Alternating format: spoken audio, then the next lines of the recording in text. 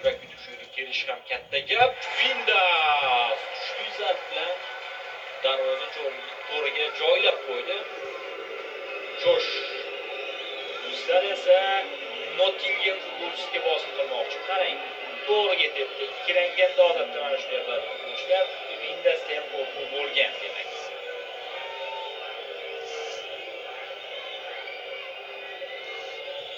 Gibbs White bunday bosimlarni ko'proq ko'rgan. Ammo shunday kichik bosimlar ham, ya'ni kichik stadionlar ham baribir ta'sir qilib qolishi mumkin futbolchining ruhiyatiga.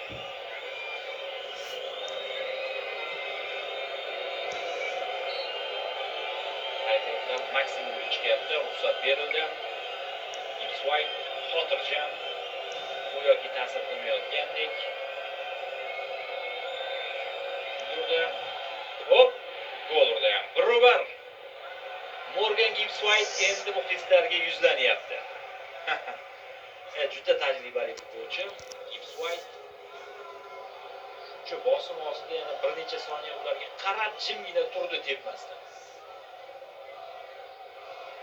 Sabırsızlanadi yani hayajonda.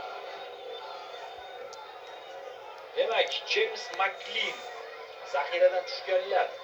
McLean jamoa sardori bog'ichini olgan o'ziga. Birinchidan zaxiradan tushganlarda charchoq kamroq, oyoq o'ziga bo'ysunadi. Bu fakt. Xo'sh, bo'ysunmadi oyoq. McLean'da bo'ysunmadi. Zaxiradan tushadimi farqi yo'q. Istaganidek tepa olmadi. Ahvolda darvoza to'rt burchagidan tashqariga ketmoqchi bo'lmagan, to'g'ri. Robert Rex'ning ikkinchi urinishi omadsiz bo'ldi va jamoadoshlari qo'llab-quvvatlayapti uni. Bu posbonda ham shpargatga bor ekan aftidan Jesus. Sovuqqon futbolchi. Xatolari ham bor penaltida. Ko'ramiz. Jesus. Ruxsat berildi. Juda sovuqqon futbolchi. Kuchli zarb bilan tepsa kerak deb o'ylayapman. Va qaytaryapti Okonkwo. Davom etadi o'yin do'stlar. Ya'ni penaltilar seriyasi davom etadi.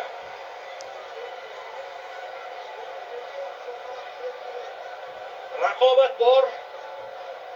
Rexen oxirigacha, seriyada ham oxirigacha umidini uzmaydi. Jesus tushlikda qanday taxmin qilgan shunday bo'ldi. Okonkwo o'yinda yaxshi seydlar qildi. Endi esa Kalum